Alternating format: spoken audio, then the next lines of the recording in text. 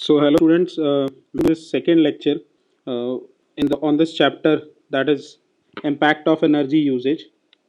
So जिस ਦੇ related ਆਪਾਂ already global warming ਦਾ topic ਦੇਖ ਚੁੱਕੇ ਹਾਂ। ਜੋ next topic ਹੈ that is ozone। ਅੱਜ ਅਸੀਂ ozone ਦੇ ਬਾਰੇ ਗੱਲ ਕਰਾਂਗੇ। ozone is basically a gas, ਠੀਕ ਹੈ, ਤੇ ਇਹ ਦੋ areas ਦੇ ਵਿੱਚ exist ਕਰਦੀ ਹੈ। ਸੋ ਸਭ ਤੋਂ ਪਹਿਲਾਂ ਗੱਲ ਕਰੀਏ ਸਾਡਾ ਐਟਮੋਸਫੇਅਰ। ਸਾਡਾ ਐਟਮੋਸਫੇਅਰ ਨਾ ਕੁਝ ਲੇਅਰਸ 'ਚ ਡਿਵਾਈਡਡ ਹੁੰਦਾ ਹੈ।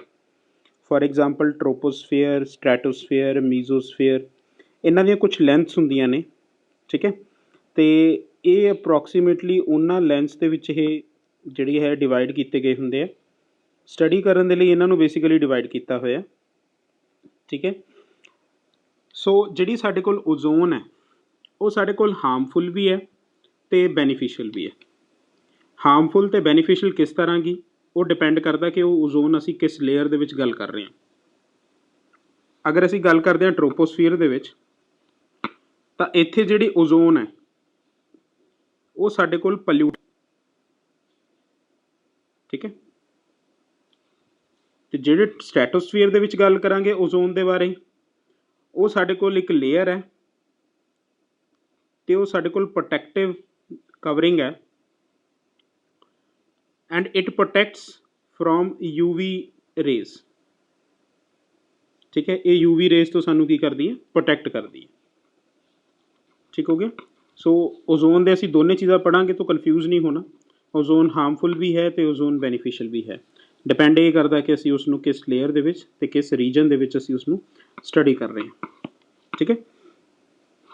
सो ozone is very actively chemically it reacts readily with other matter and has a bad effect on the rubber materials, plant life, and damage the human lungs and tissues. At ground level ozone is very harmful pollutant। ਸੋ ਜਿਹੜੀ ਆਪਾਂ ਟ੍ਰੋਪੋਸਫੀਅਰ ਦੀ ਗੱਲ ਕੀਤੀ ਹੈ ਨਾ, ਉਹ ground levels ਦੀ ਗੱਲ ਕੀਤੀ ਹੈ, ਕਿਉਂਕਿ ਉਹ ਸਭ ਤੋਂ ਪਹਿਲੀ ਜਿਹੜੀ ਲੇਅਰ ਹੈ ਉਹ ਟ੍ਰੋਪੋਸਫੀਅਰ ਹੀ ਆਉਂਦੀ ਹੈ, ਠੀਕ ਹੈ। ਜਿਸ ਦੀ ਕਿ ਜਿਹੜੀ ਕੰਸਨਟ੍ਰੇਸ਼ਨ ਹੈ ਉਹ ਸਮਰਸ ਦੇ ਦੌਰਾਨ strong sunlight and warm weather ਕਰਕੇ ਇਨਕਰੀਜ਼ ਹੋ ਜਾਂਦੀ ਹੈ। So breathing in the presence of ozone may cause several health problem such as throat irritation, ਗਲੇ ਦੇ ਵਿੱਚ ਜਿਹੜੀ ਆਪਣੇ ਕੋਲ ਕੀ ਖਰਾਸ਼ ਮਹਿਸੂਸ ਹੋਣ ਲੱਗ ਜਾਂਦੀ ਹੈ, ਕੰਜੈਸ਼ਨ ਹੋਣੀ ਸ਼ੁਰੂ ਹੋ ਜਾਂਦੀ ਹੈ, ਇੱਕ ਦਬਾਅ ਜਿਹਾ ਮਹਿਸੂਸ ਹੁੰਦਾ, ਚੈਸਟ ਪੇਨ ਸ਼ੁਰੂ ਹੋਣ ਲੱਗ ਜਾਂਦੀ ਹੈ। ਤੇ ਜਿਹੜੀ ਗਰਾਊਂਡ ਲੈਵਲ ਤੇ ਓਜ਼ੋਨ ਹੈ, ਜਿਹੜੀ ਨੀਚੇ ਵਾਲੀ ਲੇਅਰਸ ਦੇ ਵਿੱਚ ਓਜ਼ੋਨ ਹੈ, ਉਹਦਾ ਵੈਜੀਟੇਸ਼ਨ ਦੇ ਉੱਪਰ ਵੀ ਡੈਮੇਜਿੰਗ ਇਫੈਕਟ ਹੁੰਦਾ। ਵੈਜੀਟੇਸ਼ਨ ਮਤਲਬ ਤੁਹਾਡੀ ਕ੍ਰੌਪਸ ਦੇ ਉੱਪਰ, ਕ੍ਰੌਪਸ ਦੀ ਪ੍ਰੋਡਕਸ਼ਨ ਦੇ ਉੱਪਰ, ਠੀਕ ਹੈ, ਉਸ ਦੇ ਉੱਪਰ ਵੀ ਇਹਦਾ ਕੀ ਹੈ, ਇੱਕ ਡੈਮੇਜਿੰਗ ਇਫੈਕਟ ਹੁੰਦਾ, ਓਕੇ। ਸੋ ਗਰਾਊਂਡ ਲੈਵਲ ਦੇ ਉੱਤੇ ਜਿਹੜੀ ਓਜ਼ੋਨ ਹੈ ਉਹ ਐਟਮੋਸਫੇਅਰ ਦੇ ਵਿੱਚ ਰਿਲੀਜ਼ ਨਹੀਂ ਹੁੰਦੀ, ਇਹ ਯਾਦ ਰੱਖਿਓ। ਜਿਹੜੀ ਗਰਾਊਂਡ ਲੈਵਲ ਦੇ ਉੱਤੇ ਓਜ਼ੋਨ ਲੇਅਰ ਹੈ ਉਹ ਐਟਮੋਸਫੇਅਰ ਦੇ ਵਿੱਚ ਰਿਲੀਜ਼ ਨਹੀਂ ਹੁੰਦੀ ਡਾਇਰੈਕਟਲੀ। ਉਹ ਕਿਵੇਂ ਰਿਲੀਜ਼ ਹੁੰਦੀ ਹੈ, ਜਦੋਂ ਨਾਈਟ੍ਰੋਜਨ ਆਕਸਾਈਡ ਹੁੰਦਾ। ਜਿਹੜਾ ਨਾਈਟ੍ਰੋਜਨ ਆਕਸਾਈਡ ਕਿੱਥੋਂ ਨਿਕਲਦਾ ਸਾਡੇ ਕੋਲ, ਜਾਂ ਨਾਈਟ੍ਰੋਜਨ ਦੇ ਆਕਸਾਈਡਸ ਕਿੱਥੋਂ ਨਿਕਲਦੇ ਨੇ, ਖਾਸ ਕਰਕੇ ਵਹੀਕਲਸ ਚੋਂ, ਗੱਡੀਆਂ ਚੋਂ, ਠੀਕ ਹੈ, ਇੰਡਸਟਰੀਜ਼ ਚੋਂ। ਉੱਥੋਂ ਜਿਹੜਾ ਪੋਲਿਊਸ਼ਨ ਨਿਕਲਦਾ ਉਸ 'ਤੇ ਜਿਹੜੇ ਆਕਸਾਈਡ ਹੁੰਦੇ ਆ NOx। ਐਕਸ ਮੈਂ ਕਿਉਂ ਲਿਖਿਆ, ਕਿਉਂਕਿ ਇੱਥੇ 1 ਵੀ ਹੋ ਸਕਦਾ, 2 ਵੀ ਹੋ ਸਕਦਾ, 3 ਵੀ ਹੋ ਸਕਦਾ। ਸੋ ਨਾਈਟਰਸ ਆਕਸਾਈਡ ਵੀ ਹੋ ਸਕਦਾ, ਨਾਈਟ੍ਰੋਜਨ ਡਾਈਆਕਸਾਈਡ ਵੀ ਹੋ ਸਕਦਾ, ਠੀਕ ਹੈ। ਉਸ ਤੋਂ ਬਾਅਦ ਜਿਹੜੀ ਇਹ ਸਾਰੀਆਂ ਹੈਗੀਆਂ ਸਾਡੇ ਕੋਲ, ਉਹ ਤੋਂ ਬਾਅਦ ਜਿੰਨੇ ਵੀ ਫਿਊਲਸ ਬਰਨ ਹੁੰਦੇ ਨੇ ਉਹਨਾਂ ਦੇ ਥਰੂ ਜਿਹੜੇ ਨਾਈਟ੍ਰੋਜਨ ਦੇ ਜਾਂ ਸਲਫਰ ਦੇ ਕੋਈ ਆਕਸਾਈਡਸ ਹੁੰਦੇ ਨੇ, ਉਹ ਸਾਡੇ ਕੋਲ ਕੀ ਕਰਦੇ ਨੇ, ਓਜ਼ੋਨ ਕੰਪਾਊਂਡ ਬਣਾਉਂਦੇ ਨੇ। Ozone is a pollutant in the lower layers. Troposphere ਜਾਂ ਇਸ ਜਿਹੜੀਆਂ ਲੋਅਰ ਲੇਅਰਸ ਨੇ, ਇਹਨਾਂ ਦੇ ਵਿੱਚ ਜਿਹੜਾ ਓਜ਼ੋਨ ਹੈ ਉਹ ਸਾਡੇ ਕੋਲ ਐਜ਼ ਅ ਪੋਲਿਊਟੈਂਟ ਕੰਮ ਕਰਦਾ, ਠੀਕ ਹੈ। ਸੋ ਇਸ ਨੂੰ ਕਿਵੇਂ ਰਿਮੂਵ ਕੀਤਾ ਜਾ ਸਕਦਾ, ਡੈਫੀਨੇਟਲੀ ਪੋਲਿਊਸ਼ਨ ਦਾ ਕੰਟਰੋਲ ਕਰੋ।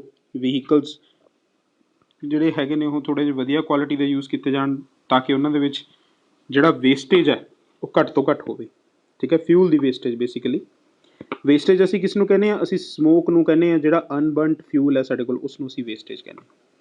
ਸੋ ਆਈ ਹੋਪ ਜਿਹੜਾ ਲੋਅਰ ਲੈਵਲ ਦਾ ਓਜ਼ੋਨ ਹੈ ਉਸ ਦਾ ਕੰਸੈਪਟ ਤੁਹਾਨੂੰ ਪਤਾ ਲੱਗ ਗਿਆ ਹੋਊਗਾ। ਹਾਂਜੀ student, lower level ozone is clear to everyone, ਠੀਕ ਹੈ ਰਾਜੀ। ਲੋਅਰ ਲੈਵਲ ਦੇ ਵਿੱਚ ਜਿਹੜੀ ਓਜ਼ੋਨ ਹੈ that is formed due to other compounds that are harmful. ਉਹਨਾਂ ਦੇ ਕੀ ਕਹਿ ਲਓ ਕਿ ਕੈਮੀਕਲ ਪ੍ਰੋਸੈਸ ਦੇ ਨਾਲ, ਠੀਕ ਹੈ, ਤੁਹਾਡੇ ਕੋਲ ਓਜ਼ੋਨ ਕੰਪਾਊਂਡ ਬਣਦਾ ਹੈ that is again very harmful, and this harmful compound or harmful pollutant is only at the ground level or up till your troposphere ਤੱਕ, ਠੀਕ ਹੈ। ਉਸ ਤੋਂ ਬਾਅਦ ਆਪਾਂ ਗੱਲ ਕਰਦੇ ਹਾਂ ਓਜ਼ੋਨ ਲੇਅਰ ਦੀ, ਜਿਹੜੀ ਕਿ ਜਿਹਨੂੰ ਅਸੀਂ ਬੈਨੀਫੀਸ਼ੀਅਲ ਕਹਿੰਦੇ ਹਾਂ। ਹਾਂਜੀ, ਸੋ ਨੈਕਸਟ ਹੈ ਆਪਣੇ ਕੋਲ ozone layer. The lower layer of atmosphere is called troposphere, ਤੇ ਉਹ ਕਿੱਥੇ ਤੱਕ ਹੁੰਦੀ ਹੈ? 6 ਤੋਂ ਲੈ ਕੇ 20 ਕਿਲੋਮੀਟਰ ਤੱਕ ਐਕਸਟੈਂਡ ਕਰਦੀ ਹੈ ਜਨਰਲੀ। ਕਈ ਬੁੱਕਸ ਦੇ ਵਿੱਚ ਇਸ ਦੀ ਜਿਹੜੀ ਰੇਂਜ ਹੈ ਉਹ ਥੋੜ੍ਹੀ ਬਹੁਤੀ ਉੱਪਰ ਨੀਚੇ ਹੋ ਸਕਦੀ ਹੈ, ਬਟ ਜਨਰਲੀ ਇਹੀ ਰੇਂਜ ਹੈ। ਇਸ ਤੋਂ ਬਾਅਦ ਜਿਹੜੀ ਅਗਰ ਅਦਰ ਲੇਅਰ ਆਉਂਦੀ ਹੈ ਦੈਟ ਇਜ਼ ਕਾਲਡ ਸਟ੍ਰੈਟੋਸਫੀਅਰ। ਅਗਰ ਧਿਆਨ ਨਾਲ ਨੋਟ ਕਰਨਾ ਹੈ, ਕੁਐਸਚਨ ਨੋਟ ਕਰ ਲੈਣਾ ਇਸ ਚੀਜ਼ ਦਾ, ਜਿਹੜੀ ਓਜ਼ੋਨ ਸਾਡੇ ਕੋਲ ਹਾਰਮਫੁਲ ਹੈ, ਜਿਹੜੀ O3 ਓਜ਼ੋਨ ਸਾਡੇ ਕੋਲ ਹਾਰਮਫੁਲ ਹੈ, ਠੀਕ ਹੈ, ਉਹ ਕਿਸ ਲੇਅਰ ਦੇ ਉੱਪਰ ਪ੍ਰੈਜ਼ੈਂਟ ਹੈ? That is at the troposphere. ਤੇ ਜਿਹੜੀ ਸਾਡੇ ਕੋਲ O3 ਲੇਅਰ ਹੈ ਉਹ ਕਿਸ ਤੇ ਹੈ? ਦੈਟ ਇਜ਼ ਐਟ ਦ ਸਟ੍ਰੈਟੋਸਫੀਅਰ, ਸਟ੍ਰੈਟੋ, ਠੀਕ ਹੈ। ਸੋ ਪੇਪਰ ਦੇ ਵਿੱਚ ਇਦਾਂ ਦਾ ਕੋਈ ਕੁਐਸਚਨ ਆ ਸਕਦਾ, ਸ਼ਾਰਟ ਆਨਸਰ ਟਾਈਪ ਕੁਐਸਚਨ, ਜਿਸ ਦੇ ਵਿੱਚ ਤੁਹਾਨੂੰ ਇਹਦਾ ਪਤਾ ਹੋਣਾ ਚਾਹੀਦਾ ਕਿ ਕਿਹੜੀ ਲੇਅਰ ਦੇ ਉੱਪਰ ਕਿਹੜੇ ਬੈਨੀਫਿਟਸ ਹੈਗੇ ਨੇ ਜਾਂ ਕਿਹੜੇ ਇਹਦੇ ਡਿਸਐਡਵਾਂਟੇਜਸ ਨੇ। Okay, now the next is in this zone of atmosphere a layer of naturally occurring ozone gas। ਆਪਾਂ ਟ੍ਰੋਪੋਸਫੀਅਰ ਦੇ ਵਿੱਚ ਪੜ੍ਹਿਆ ਸੀ ਕਿ ਨੈਚੁਰਲੀ ਅਕਰ ਨਹੀਂ ਹੁੰਦਾ, it is formed due to the chemical reactions of the nitrous oxides, but ਇੱਥੇ ਇਹ naturally occurring ਹੈ, that is ozone gas, and is present and called ozone layer। This layer of ozone protects the earth from the harmful UV radiations emitted by the sun by serving as a shield। ਜਿਹੜੀਆਂ ਤੁਹਾਡੀਆਂ harmful ultraviolet radiation, UV stands for ultraviolet radiations, ਜਿਹੜੀਆਂ sun ਤੋਂ ਇਹ raise ਆਉਂਦੀਆਂ ਨੇ, ਉਹਨਾਂ raise ਨੂੰ ਕੀ ਕਰਦੇ ਆ, ਅਰਥ ਦੇ ਵਿੱਚ ਐਂਟਰ ਕਰਨ ਤੋਂ ਰੋਕਦੇ ਆ, ਤਾਂ ਕਿ ਸਾਡੀ ਜਿਹੜੀਆਂ ਸਕਿਨ ਦੇ ਉੱਤੇ ਕੋਈ ਇਫੈਕਟ ਨਾ ਹੋਵੇ ਜਾਂ ਹੋਰ ਵੈਜੀਟੇਸ਼ਨ ਤੇ ਕ੍ਰੌਪ ਦੇ ਉੱਪਰ ਫਰਕ ਨਾ ਪਵੇ, ਠੀਕ ਹੈ, ਉਹਨਾਂ ਦੇ ਉੱਪਰ ਕੋਈ ਹਾਰਮਫੁਲ ਇਫੈਕਟ ਨਾ ਹੋਵੇ। ਸੋ ਕਈ ਤਰ੍ਹਾਂ ਦੇ ਹਾਰਮਫੁਲ ਇਫੈਕਟਸ ਹੁੰਦੇ ਨੇ UV ਰੇਜ਼ ਦੇ। Okay, ozone gas present at this level is created by a natural phenomena called ozone cycle। ਜਿਹੜੀ ਇਹ ਓਜ਼ੋਨ ਗੈਸ ਹੈ ਇਹ ਨੈਚੁਰਲ ਫਿਨੋਮੀਨਾ ਨਾਲ ਬਣਦੀ ਹੈ, ਜਿਸ ਨੂੰ ਕੀ ਕਹਿੰਦੇ ਆ? Ozone cycle. ਓਜ਼ੋਨ ਸਾਈਕਲ ਕਿੱਦਾਂ ਬਣਦਾ? It is formed by the process of photo decomposition of then the oxygen molecules absorbs an ultraviolet photon. A wavelength ਤੁਹਾਨੂੰ ਪਰਟੀਕੂਲਰਲੀ ਯਾਦ ਰੱਖਣ ਦੀ ਲੋੜ ਨਹੀਂ, ਠੀਕ ਹੈ। This process single O2 molecules get converted into 2 oxygen radicals. ਹੁੰਦਾ ਕੀ ਹੈ ਦੇਖੋ, ਜਦੋਂ ਆਕਸੀਜਨ ਹੈ, ਆਕਸੀਜਨ ਜਦੋਂ UV ਰੇਜ਼ ਨਾਲ ਰਿਐਕਟ ਕਰਦੀ ਹੈ ਤਾਂ ਇਸ ਨੂੰ ਕਹਿੰਦੇ ਆ ਫੋਟੋ ਡੀਕੰਪੋਜੀਸ਼ਨ। ਨੋਟ ਕਰ ਲਓ ਅਗਰ ਕਰਨਾ ਹੈਗਾ। ਦ process of creating the oxygen radicals when oxygen molecule combine with the ultraviolet rays is called photodecomposition। This is photodecomposition। ਸੋ ਇਸ ਤੋਂ ਬਾਅਦ ਸਾਡੇ ਕੋਲ ਕੀ ਬਣਦਾ ਹੈ? ਆਕਸੀਜਨ ਦੇ ਸਾਡੇ ਕੋਲ ਰੈਡੀਕਲਸ ਬਣ ਜਾਂਦੇ ਆ। ਰੈਡੀਕਲਸ ਮਤਲਬ ਕੀ ਹੁੰਦਾ ਹੈ? ਫ੍ਰੀ ਹੁੰਦੇ ਨੇ, ਇਹ ਬਹੁਤ ਰਿਐਕਟਿਵ ਹੁੰਦੇ ਨੇ, ਕਿਸੇ ਨਾਲ ਵੀ ਰਿਐਕਟ ਕਰ ਲੈਂਦੇ ਆ। ਉਸ ਤੋਂ ਬਾਅਦ ਕੀ ਹੁੰਦਾ? ਜਿਹੜੇ ਇਹ ਫ੍ਰੀ ਨੇ, ਇਹ ਫ੍ਰੀ ਕੀ ਕਰਦੇ ਨੇ? ਆਕਸੀਜਨ ਦੇ ਮੋਲੀਕਿਊਲਸ ਨਾਲ ਰਿਐਕਟ ਕਰਦੇ ਆ, ਕੀ ਬਣਾਉਂਦੇ ਆ? O3। This is called ozone molecule. So ਇੱਦਾਂ ਦੇ ਕਈ ਮੋਲੀਕਿਊਲਸ ਬਣਦੇ ਜਾਂਦੇ ਆ, ਠੀਕ ਹੈ। ਸੋ ਕਈ ਆਕਸੀਜਨ ਮੋਲੀਕਿਊਲਸ ਬਣਦੇ ਜਾਂਦੇ ਆ, ਅਤੇ ਲੇਅਰ ਤੁਹਾਡੇ ਕੋਲ ਕੀ ਹੈ? O3 ਦੀ ਲੇਅਰ ਬਣਦੀ ਜਾਂਦੀ ਹੈ। So it is a layer of O3 molecules, ਠੀਕ ਹੈ। ਸੋ ਇਹ ਯਾਦ ਰੱਖਣਾ। ਨੈਕਸਟ ਹੈ ਆਪਣੇ ਕੋਲ ਸਭ ਤੋਂ ਜਿਹੜੀ ਮੇਜਰ ਪ੍ਰੋਬਲਮ ਆ ਰਹੀ ਹੈ ਆਪਣੀ, ਆ ਰਹੀ ਹੈ depletion. So before starting it, ਠੀਕ ਹੈ, ਅਗਰ ਕੋਈ ਇਸ ਉੱਪਰਲੇ ਟੌਪਿਕ ਦੇ ਬਾਰੇ ਕੋਈ ਡਾਊਟ ਹੈ ਤਾਂ ਤੁਸੀਂ ਮੈਨੂੰ ਦੱਸ ਸਕਦੇ ਹੋ। ਓਜ਼ੋਨ ਲੇਅਰ, ਹਾਂਜੀ ਸਟੂਡੈਂਟਸ, ਓਜ਼ੋਨ ਲੇਅਰ ਕਲੀਅਰ ਹੈ? Okay, photodecomposition is a process in which your oxygen molecule gets decomposed into free radicals by the action of UV rays। ਜਦੋਂ UV ਰੇਜ਼ ਤੁਹਾਡੀਆਂ ਆਕਸੀਜਨ ਮੋਲੀਕਿਊਲ ਉੱਪਰ farm ਕਰਦੀਆਂ ਨੇ ਤਾਂ oxygen ਦੇ ਜਿਹੜੇ O2 molecules ਨੇ ਜਿਹੜੇ ਕੰਬਾਈਨ ਨੇ ਉਹਨਾਂ ਨੂੰ ਕੀ ਕਰਦੇ ਨੇ, ਤੋੜ ਦਿੰਦੇ ਆ। ਠੀਕ ਹੈ, ਜਿਹੜਾ ਤੁਹਾਡਾ O2 ਮੋਲੀਕਿਊਲ ਹੈ that is more stable than O, single O ਨੂੰ ਆਪਾਂ ਫ੍ਰੀ ਰੈਡੀਕਲ ਵੀ ਕਹਿੰਦੇ ਆ। ਤੇ ਇਹ ਫ੍ਰੀ ਰੈਡੀਕਲ ਜਲਦੀ ਜਲਦੀ O2 ਮੋਲੀਕਿਊਲਸ ਨੂੰ ਲੱਭੇਗਾ ਕਿ ਜਿਸ ਦੇ ਨਾਲ ਇਹ ਰਿਐਕਟ ਕਰੇ। ਜਦੋਂ ਇਹ ਉਸ ਦੇ ਨਾਲ ਰਿਐਕਟ ਕਰੇਗਾ ਤਾਂ ਆਪਣੇ ਕੋਲ ਮੋਲੀਕਿਊਲ ਬਣੇਗਾ O3, ਤੇ ਜਿਹੜਾ ਕਿ ਤੁਹਾਡੇ ਕੋਲ ਓਜ਼ੋਨ ਦਾ ਮੋਲੀਕਿਊਲ ਹੈ। ਠੀਕ ਹੈ, ਓਕੇ ਰਾਜੇ। ਸੋ ਨੈਕਸਟ ਆਪਣੇ ਕੋਲ ਹੈ depletion of ozone layer. So depletion of ozone layer ਦੇ ਵਿੱਚ ਆਪਣੇ ਕੋਲ ਕੀ ਹੈ, ਦੇਖੋ 1980s ਦੇ ਵਿੱਚ ਇਹ ਐਕਚੁਅਲੀ ਡਿਸਕਵਰ ਹੋਇਆ ਸੀ ਕਿ ਓਜ਼ੋਨ ਲੇਅਰ ਹੈਗੀ ਹੈ ਜਿਹੜੀ ਉਹ ਕੀ ਹੋ ਰਹੀ ਹੈਗੀ, ਡਿਸਟਰੋਏ ਹੋ ਰਹੀ ਹੈ। ਤੇ ਉਸ ਤੋਂ ਬਾਅਦ ਇਹ ਪਤਾ ਲੱਗਿਆ ਕਿ ਇਹ ਕਿਸ ਕੈਮੀਕਲ ਦੇ ਨਾਲ ਹੋ ਰਹੀ ਹੈ ਜਾਂ ਕਿਸ ਕੰਪਾਊਂਡ ਦੇ ਨਾਲ ਹੋ ਰਹੀ ਹੈ। ਠੀਕ ਹੈ, ਐਂਡ ਇਟ ਵਾਜ਼ ਫਾਊਂਡ ਕਿ CFC that is chlorofluorocarbons and hydrofluorocarbons, methyl bromides, carbon tetrachloride and methyl chloroform, these are the major significant chemicals ਜਿਹੜੇ ਕਿ ਕੀ ਕਰ ਰਹੇ ਨੇ, ਇਸ ਲੇਅਰ ਨੂੰ ਪਲਿਊਟ ਕਰ ਰਹੇ ਨੇ ਜਾਂ ਕਹਿ ਲਈਏ ਕਿ ਇਸ ਲੇਅਰ ਨੂੰ ਡਿਟੀਰੀਓਰੇਟ ਕਰ ਰਹੇ ਨੇ, ਖਰਾਬ ਕਰ ਰਹੇ ਨੇ, ਖਤਮ ਕਰ ਰਹੇ ਨੇ। ਠੀਕ ਹੈ, ਸੋ ਇਹ ਬੇਸਿਕਲੀ ਕੀ ਹੈ, these were used as coolants। ਜਿਹੜੇ ਤੁਹਾਡੇ ਰੈਫਰੀਜਰੇਟਰਸ ਹੁੰਦੇ ਨੇ ਉਹਨਾਂ ਦੇ ਵਿੱਚ ਇਹ ਕੈਮੀਕਲਸ ਯੂਜ਼ ਕੀਤੇ ਜਾਂਦੇ ਸੀ ਕੂਲੈਂਟ ਦੇ ਤੌਰ 'ਤੇ, ਠੰਡਾ ਕਰਨ ਦੇ ਲਈ। ਐਂਡ ਜਿਹਨੂੰ ਆਪਾਂ ਕਹਿ ਦਿੰਦੇ ਹਾਂ ਵੀ ਰੈਫਰੀਜਰੇਟਰ ਦੇ ਵਿੱਚ ਗੈਸ ਪੈਂਦੀ ਹੈ। ਠੀਕ ਹੈ, ਐਂਡ ਸੇਮ ਵਾਈਜ਼ ਤੁਹਾਡੇ ਏਅਰ ਕੰਡੀਸ਼ਨਰਸ ਜਿਹੜੇ ਹੈਗੇ ਨੇ ਉਹਨਾਂ ਦੇ ਵਿੱਚ ਯੂਜ਼ ਕੀਤਾ ਜਾਂਦਾ ਸੀ। ਦੈਨ ਫੋਮਿੰਗ ਏਜੰਟਸ, ਫਾਇਰ ਐਕਸਟਿੰਗੁਇਸ਼ਰਸ 'ਚ, ਸੋਲਵੈਂਟਸ 'ਚ ਘੋਲਣ ਦੇ ਲਈ, ਪੈਸਟੀਸਾਈਡਸ, ਐਰੋਸੋਲ ਪ੍ਰੋਪਲੈਂਟਸ। ਠੀਕ ਹੈ, ਐਰੋਸੋਲ ਨਾ ਬੇਸਿਕਲੀ ਕੰਪਾਊਂਡ ਹੁੰਦੇ ਆ ਜਿਹੜੇ ਕਿ ਕਈ ਵਾਰ ਨਾ ਕਲਾਊਡਸ ਦੇ ਉੱਪਰ ਸਪਰੇਅ ਕੀਤਾ ਜਾਂਦਾ ਤਾਂ ਕਿ ਬਾਰਿਸ਼ ਜਲਦੀ ਹੋਵੇ, that is called aerosol propellants. These ozone depleting substances are very stable in character and degrade very slowly after their release into the air। ਇਹ ਜਿਹੜੇ ਸਾਰੇ ਕੈਮੀਕਲ ਸੀ ਨਾ ਇਹ ਬਹੁਤ ਹੀ ਸਟੇਬਲ ਹੁੰਦੇ ਆ, ਸਟੇਬਲ ਇਨ ਦਾ ਸੈਂਸ ਕਿ ਆਪਣੇ ਆਪ ਨਾ ਹਵਾ 'ਚੋਂ ਖਤਮ ਨਹੀਂ ਹੁੰਦੇ। ਸੋ ਇਹ ਪ੍ਰੈਜ਼ੈਂਟ ਰਹਿੰਦੇ ਆ ਹਵਾ ਦੇ ਵਿੱਚ, ਤੇ ਹਵਾ ਦੇ ਵਿੱਚ ਇਹ ਪ੍ਰੈਜ਼ੈਂਟ ਹੋਣ ਕਰਕੇ ਕੀ ਕਰਦੇ ਨੇ, ਪ੍ਰੋਬਲਮ ਜ਼ਿਆਦਾ ਕ੍ਰੀਏਟ ਕਰਦੇ ਨੇ। ਠੀਕ ਹੈ, ਕਿਉਂਕਿ ਹਮੇਸ਼ਾ ਇਹ ਇਹਨਾਂ ਦੀ ਅਵੇਲੇਬਿਲਿਟੀ ਕਾਫੀ ਦੇਰ ਤੱਕ ਰਹਿੰਦੀ ਹੈ, ਜਿਸ ਕਰਕੇ ਇਹਨਾਂ ਦੇ ਪੋਲਿਊਸ਼ਨ ਕ੍ਰੀਏਟ ਕਰਨ ਦੇ ਚਾਂਸਿਸ ਹੋਰ ਵੀ ਜ਼ਿਆਦਾ ਵੱਧ ਜਾਂਦੇ ਆ। So according to the scientist, 1 chlorine ਦਾ ਐਟਮ ਜਿਹੜਾ ਹੈਗਾ ਗਾ, it is capable of destroying 100,000 ozone molecules. ਠੀਕ ਹੈ, ਕਈ ਹਜ਼ਾਰਾਂ ਓਜ਼ੋਨ ਮੋਲੀਕਿਊਲਸ ਨੂੰ ਡਿਸਟਰੋਏ ਕਰਨ ਦੇ ਕੈਪੇਬਲ ਹੈ। ਉਹ ਕਿਵੇਂ ਹੈ, ਉਹ ਆਪਾਂ ਇਸ ਦੀ ਇੱਕ ਕੈਮੀਕਲ ਰਿਐਕਸ਼ਨ ਦੇਖਦੇ ਹਾਂ, ਉਸ ਤੋਂ ਤੁਹਾਨੂੰ ਇਸ ਦੇ ਬਾਰੇ ਥੋੜ੍ਹਾ ਜਿਹਾ ਹੋਰ ਕਲੀਅਰ ਹੋਏਗਾ।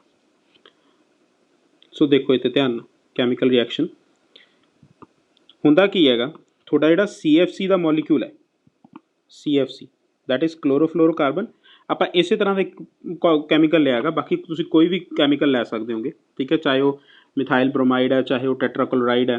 ਠੀਕ ਹੈ, ਕਿਉਂਕਿ ਬ੍ਰੋਮੀਨ, ਕਲੋਰੀਨ ਇਹ ਸਾਰੇ ਇੱਕੋ ਹੀ ਫੈਮਿਲੀ ਦੇ ਆਪਣੇ ਕੋਲ ਐਲੀਮੈਂਟਸ ਆ ਜਾਂਦੇ ਨੇ। ਠੀਕ ਹੈ, ਆਪਣੇ ਕੋਲ ਸੋ ਇਹ ਸਾਰੇ ਐਲੀਮੈਂਟਸ ਰਿਐਕਟਿਵ ਹੁੰਦੇ ਨੇ। ਠੀਕ ਹੈ, ਕਾਰਨ ਕਿਉਂਕਿ ਲਾਸਟ ਆਕਟੇਟ ਦੇ ਵਿੱਚ ਇਹਨਾਂ ਦੇ ਇੱਕੋ ਹੀ ਐਲੀਮੈਂਟ ਮਿਸਿੰਗ ਹੁੰਦਾ ਹੈਗਾ, ਜਿਸ ਕਰਕੇ ਬਹੁਤ ਜ਼ਿਆਦਾ ਰਿਐਕਟਿਵ ਹੁੰਦੇ ਨੇ। ਸੋ CFC ਦੀ ਗੱਲ ਕਰੀਏ ਤਾਂ ਹੁੰਦਾ ਕੀ ਹੈ, UV ਰੇਜ਼ ਇਹਨਾਂ ਦੇ ਉੱਪਰ ਰਿਐਕਟ ਕਰਦੀ ਹੈ। ਜਦੋਂ UV ਰੇਜ਼ ਰਿਐਕਟ ਕਰਦੀਆਂ ਨੇ ਤਾਂ ਇਹ ਇਸ ਨੂੰ ਤੋੜ ਕੇ ਕੀ ਕਰ ਦਿੰਦੀਆਂ ਨੇ, ਇੱਕ ਕਲੋਰੀਨ ਦੇ ਦਿੰਦੀਆਂ ਨੇ, ਦਿਸ ਸਿੰਗਲ ਕਲੋਰੀਨ। ਇਹ ਕਲੋਰੀਨ ਕੀ ਕਰਦੀ ਹੈ, ਆਕਸੀਜਨ ਦੇ ਨਾਲ ਰਿਐਕਟ ਕਰਦੀ ਹੈ, ਸੌਰੀ O3 ਦੇ ਨਾਲ, that is ozone molecule. Ozone molecule ਦੇ ਨਾਲ ਰਿਐਕਟ ਕਰਦੀ ਹੈ ਤੇ ਇੱਕ ਕੰਪਾਊਂਡ ਬਣਾਉਂਦੀ ਹੈ, ਦੈਟ ਇਜ਼ ਕਲੋਰੀਨ ਮੋਨੋਆਕਸਾਈਡ। ਤੇ ਉਸ ਤੋਂ ਬਾਅਦ ਕੀ ਕਰਦੀ ਹੈ, ਆਕਸੀਜਨ ਰਿਲੀਜ਼ ਕਰ ਦਿੰਦੀ ਹੈ। ਹੋਇਆ ਕਿ ਓਜ਼ੋਨ ਦਾ ਮੋਲੀਕੂਲ ਟੁੱਟ ਗਿਆ। ਓਜ਼ੋਨ ਦੇ ਮੋਲੀਕੂਲ ਦਾ ਟੁੱਟਣਾ ਮਤਲਬ ਕੀ ਹੈ ਕਿ ਉਹ ਲੇਅਰ ਦੇ ਵਿੱਚ ਥੋੜ੍ਹੀ ਡਿਪਲੀਸ਼ਨ ਹੋ ਰਹੀ ਹੈ, ਉਹ ਲੇਅਰ ਹੌਲੀ ਹੌਲੀ ਖਤਮ ਹੋ ਰਹੀ ਹੈ। ਤੇ ਉਸ ਤੋਂ ਬਾਅਦ ਜਿਹੜਾ ਆਹ ਕਲੋਰੀਨ ਹੈ, ਆਕਸਾਈਡ ਹੈ, ਇਹ ਕੀ ਕਰੇਗਾ, ਇਹ ਫੇਰ ਆ ਕੇ ਇੱਕ ਓਜ਼ੋਨ ਨੂੰ ਤੋੜੇਗਾ, ਇੱਥੋਂ ਕਲੋਰੀਨ ਬਣ ਜਾਏਗਾ ਤੇ 2 ਆਕਸੀਜਨ ਦੇ ਮੋਲੀਕੂਲ ਨਿਕਲ ਗਏ। ਹੁਣ ਆਹ ਕਲੋਰੀਨ ਖਾਲੀ ਹੋ ਗਈ, ਹੁਣ ਦੇਖੋ ਇਹ ਦੁਬਾਰਾ ਫੇਰ ਚੱਲ ਜੂਗਾ ਇੱਥੋਂ, ਇਹ ਫੇਰ ਪ੍ਰੋਸੈਸ ਰਿਪੀਟ ਹੁੰਦਾ ਰਹੂਗਾ। ਤੁਸੀਂ ਦੇਖੋ ਕਿ ਇੱਕੋ ਹੀ ਕਲੋਰੀਨ ਦਾ ਜਿਹੜਾ ਮੋਲੀਕਿਊਲ ਹੈ ਉਹ ਕਿੰਨੇ ਹੀ ਓਜ਼ੋਨ ਦੇ ਮੋਲੀਕਿਊਲਸ ਨੂੰ ਡਿਸਟਰੋਏ ਕਰਨ ਦੇ ਲਈ ਕੈਪੇਬਲ ਹੈ। ਠੀਕ ਹੈ, ਸੋ ਓਜ਼ੋਨ ਦੇ ਮੋਲੀਕਿਊਲਸ ਇੱਦਾਂ ਡਿਸਟਰੋਏ ਹੁੰਦੇ ਆ। ਸੇਮ ਚੀਜ਼ ਸਾਰੀ ਡਾਇਗਰਾਮਸ ਦੇ ਵਿੱਚ ਨੀਚੇ ਦਿੱਤੀ ਹੋਈ ਹੈ। ਠੀਕ ਹੈ, I hope the depletion process is clear. ਠੀਕ ਹੈ, ਕਿ ਕਿੱਦਾਂ ਕਲੋਰੀਨ ਦਾ ਮੋਲੀਕਿਊਲ ਬਣਦਾ ਹੈ CFC ਤੋਂ, ਤੇ ਕਿੱਦਾਂ ਉਹ ਅੱਗੇ ਜਾ ਕੇ ਆਕਸੀਜਨ ਦੇ ਕਿੰਨੇ ਸਾਰੇ ਜਿਹੜੇ ਸੌਰੀ ਓਜ਼ੋਨ ਦੇ ਕਿੰਨੇ ਸਾਰੇ ਮੋਲੀਕਿਊਲਸ ਉਹਨਾਂ ਨੂੰ ਡਿਸਟਰੋਏ ਕਰਦਾ। ਠੀਕ ਹੈ, ਸੋ ਇੱਥੇ ਕੁਝ ਗੱਲ ਕੀਤੀ ਗਈ ਹੈ ਬ੍ਰੋਮੀਨ ਦੇ ਬਾਰੇ ਵੀ। ਬ੍ਰੋਮੀਨ ਵੀ ਇਸੇ ਤਰ੍ਹਾਂ ਕੰਮ ਕਰਦਾ ਕਿਉਂਕਿ ਬ੍ਰੋਮੀਨ ਵੀ ਉਸੇ ਫੈਮਿਲੀ ਦਾ ਹੀ ਮੈਂਬਰ ਹੈ, ਕਲੋਰੀਨ ਬ੍ਰੋਮੀਨ। ਠੀਕ ਹੈ ਨਾ।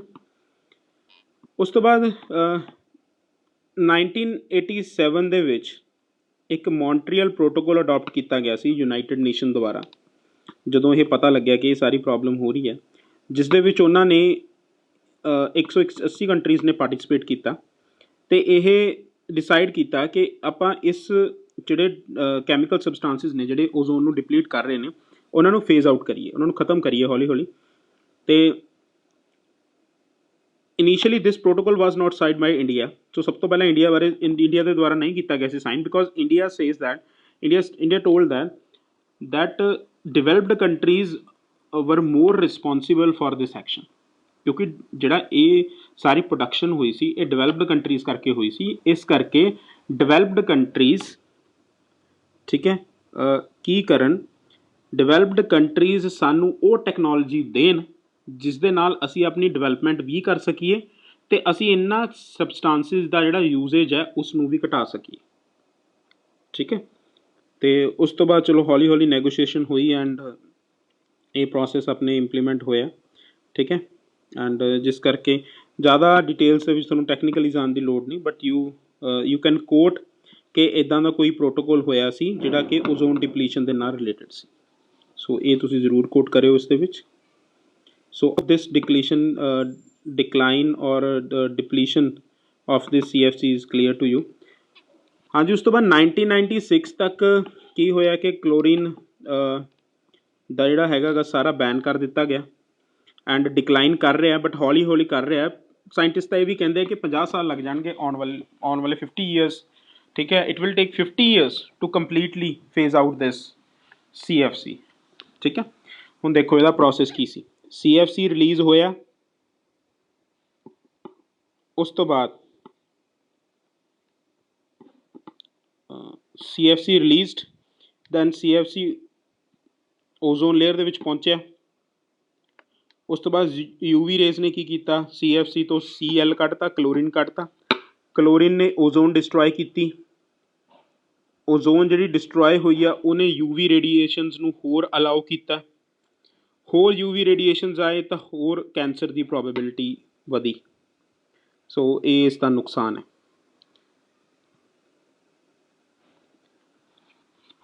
ਹਾਂਜੀ ਸਟੂਡੈਂਟਸ, ਕਲੀਅਰ ਹੈ ਪ੍ਰੋਸੈਸ? ਠੀਕ, अगर कोई डाउट है तो देख लो। If you write the chemical reactions in your answer, ठीक है, it will surely add a weightage. ठीक है, ਕੈਮੀਕਲ ਰਿਐਕਸ਼ਨਸ ਬਹੁਤ ਸੌਖੀਆਂ ਨੇ, ਕੋਈ ਜ਼ਿਆਦਾ ਡਿਫੀਕਲਟ ਰਿਐਕਸ਼ਨਸ ਨਹੀਂ ਹੈਗੀਆਂ, ਬਟ ਫੋਕਸ ਇਹੀ ਦੇਣਾ ਕਿ ਅਗਰ ਉਹੀ ਹੈ ਨਾ, ਜੇ ਤੁਹਾਨੂੰ chemical reaction at the spot ਨਹੀਂ ਯਾਦ ਆ ਰਹੀ ਤਾਂ ਡਾਇਗਰਾਮ ਦੇ ਥਰੂ ਉਸ ਨੂੰ ਦੱਸ ਦਿਓ ਕਿ 1 ਕਲੋਰੀਨ ਦਾ ਜਿਹੜਾ ਮੋਲੀਕਿਊਲ ਹੈ CFC ਤੋਂ, ਅਗਰ 1 ਕਲੋਰੀਨ ਦਾ ਮੋਲੀਕਿਊਲ ਨਿਕਲ ਰਿਹਾ ਤਾਂ it is capable of destroying around 100,000 molecules of the ozone layer। ठीक है, that is more important and ਇਹ ਚੀਜ਼ ਤੁਹਾਡੇ ਆਨਸਰਸ ਦੇ ਵਿੱਚ ਜ਼ਰੂਰ ਰਿਫਲੈਕਟ ਕਰਨੀ ਚਾਹੀਦੀ ਹੈ। ਕਲੀਅਰ ਹੋ ਗਿਆ ਜੀ? ਠੀਕ ਹੈ, ਹੁਣ ਲਾਸਟ ਆਪਾਂ ਜਿਹੜਾ ਹੈਗਾ ਇਸ ਦਾ ਇਫੈਕਟਸ ਆਫ ਓਜ਼ੋਨ ਡਿਪਲੀਸ਼ਨ ਉਹ ਕਵਰ ਅਪ ਕਰਦੇ ਹਾਂ।